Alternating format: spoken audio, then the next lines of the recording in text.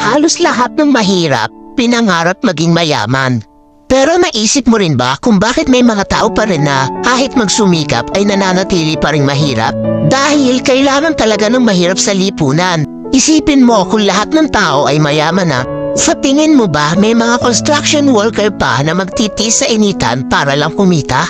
Kung mayaman na silang lahat, sino pang gagawa ng bahay?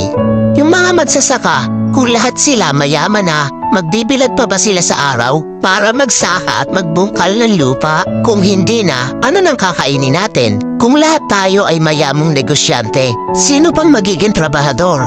Mas marami mang mahirap sa lipunan, pero sa totoo lang, sila ang higit na kapakipakinabang. Bakit? Dahil mas marami silang alam na trabaho na pinakikinabangan ng mayayaman. Tulad ng isang kumpanya, hindi iyon magiging maunlad kung walang mga empleyado. Kahit na gaano kahirap ang trabaho sa isang kumpanya, kahit na masama pang ugali na nagpapatrabaho, di ba natitiis ng taong gipit? Lalo na kung may binubuhay na pamilya.